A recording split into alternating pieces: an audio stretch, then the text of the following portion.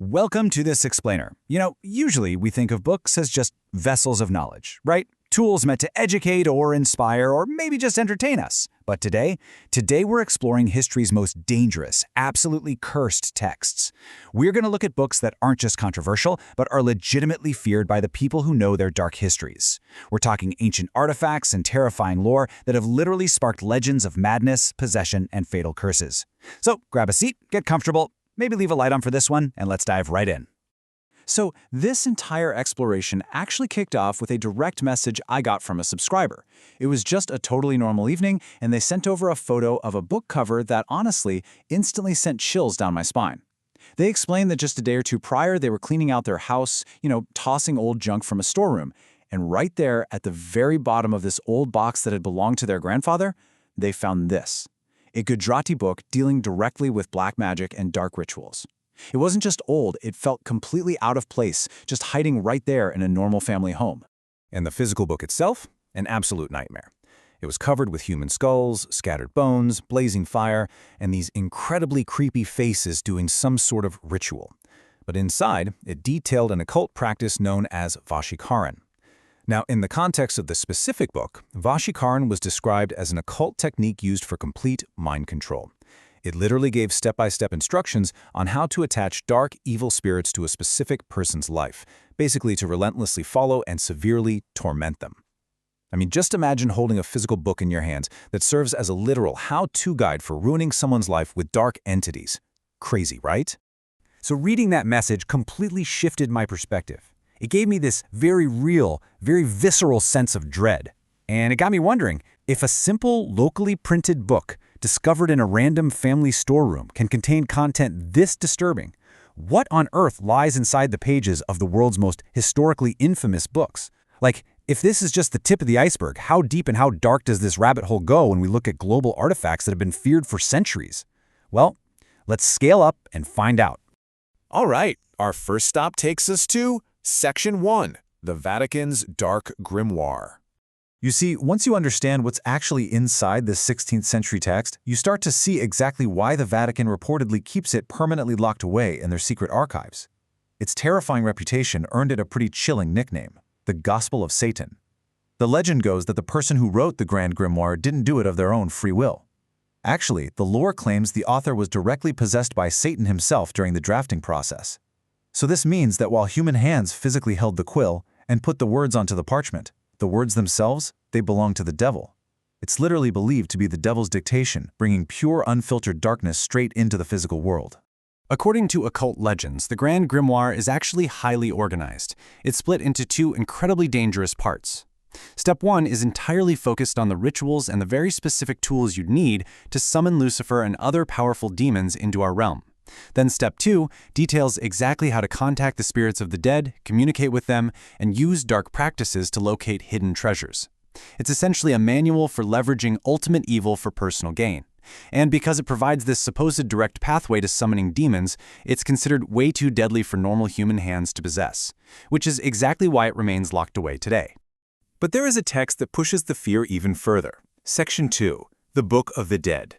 Also known as the Necronomicon, this text is so volatile that just reading its spells aloud unleashes horrors into our world. The sheer physical horror of this object attacks your senses before you even read a single word. Legend states it is bound entirely in human skin. Yeah, the pages aren't written with normal ink either. They are penned in human blood. And the absolute most unsettling part? The cover is stretched and formed to resemble a human face that actually appears to be actively staring right back at you. I want you to just imagine, for a second, finding a book like that sitting in your house. The physical appearance alone is designed to create an immediate, visceral reaction of pure terror. And trust me, the nightmare only gets worse when the book is actually opened. Reading those ancient incantations aloud unknowingly acts as a key, opening up a portal for some incredibly malicious forces. In the lore of the book, these entities are called deadites. Now, the crucial thing to understand here is what a deadite actually is. They aren't just ghost spirits that rattle around a haunted house. They are ancient evil entities that possess physical bodies, both the living and the dead. Once they take hold, they completely alter the victim's voice, they contort their face, and drastically change their behavior. And they don't just kill, they play with their prey. They mentally and physically torture their victims, pushing them until their minds just completely snap. These terrifying concepts bring us to Section 3, Return of the Deadites. This is where ancient mythology bleeds seamlessly into modern storytelling, specifically the Evil Dead universe. In the upcoming cinematic adaptation, the story centers around a deeply claustrophobic, really tragic plot. It follows a grieving widow who, after losing her husband, moves in with her in-laws, just seeking some comfort and family. But because the Book of the Dead is involved, that comfort quickly turns into an absolute nightmare. She's forced to watch helplessly as, one by one, the people around her start to change, slowly transforming into these demonic, sadistic deadites. The very family she turned to literally becomes the ancient evil she has to survive.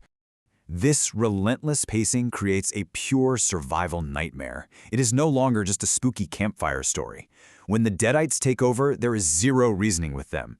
Vows of love, family bonds, the line between life and death, none of it matters anymore, and absolutely none of it can save the victims. It becomes this frantic, terrifying fight for survival against an ancient force that only wants to torture and destroy everything in its path. Now, for those of you who actually want to see the terrifying mythology of the Book of the Dead brought to life on the big screen, you don't have to wait too long. The cinematic continuation of this curse, titled Evil Dead Burn, is officially releasing in cinemas on July 10, 2026. It's a massive expansion of the universe, and for fans of horror, dark lore, and that nostalgic terror of the franchise, it's going to be a fascinating way to dive even deeper into the mechanics of this legendary book. So definitely mark your calendars for that one. All right, let's step back from the cinema and return to reality for our final text, Section 4, The Fatal Abramelin Curse. This is a manual of magic so heavy and so mysteriously consequential that even modern occultists completely refuse to go near it. The history of this text sets a really dark stage. Way back in the 15th century, a man named Abraham traveled to Egypt where he met a highly experienced, deeply knowledgeable dark magician named Abramelin.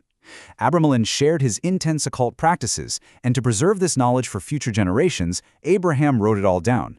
For centuries, it remained relatively obscure, but then, in the 20th century, an English translation was finally published. Suddenly, these ancient Egyptian secrets were just readily available to the public, and it triggered this massive wave of experimentation by unsuspecting people who had literally no idea what they were tampering with. Now, the real danger of the book lies in its dual nature. I mean, why were so many people drawn to it in the first place? Well, on the surface, the most famous claim of the book is actually highly positive. It offers rituals to contact and bond with a holy guardian angel. Sounds beautiful, right? Very spiritual. However, the flip side is that to complete the system, the text also details exactly how to summon dark demons and spirits to exploit them for personal gain. It's a striking illustration of how supposedly holy intentions can so easily be twisted into dark magic. The book essentially hands you the keys to heaven and hell and just leaves you to deal with the consequences. And let me tell you, those consequences were disastrous. When the 20th century translation hit the shelves and everyday people started testing its power, the reality of the curse set in fast. Stories began pouring in from people who tried the rituals. And we aren't just talking about spooky noises in the attic. We're talking about severe, real-world consequences.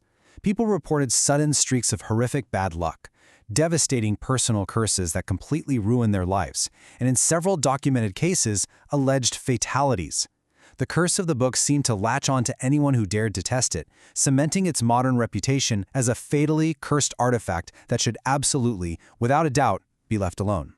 So, after exploring the mind control of Vashikaran, the demonic pacts locked away in the Vatican, the flesh-bound pages that summon deadites, and the fatal real-world curses of Abramelin, I want to leave you with one final thought. Imagine you are cleaning out an old, dusty storeroom, and you find a strange, ancient text hidden away in a box. Knowing what we've learned today about the power and the terror these objects can hold, would you dare to open a lost book if you knew the cover was staring back at you? Definitely something to think about the next time you browse an antique bookstore. Thank you so much for joining me on this explainer. Keep learning, stay curious, and I'll catch you in the next one.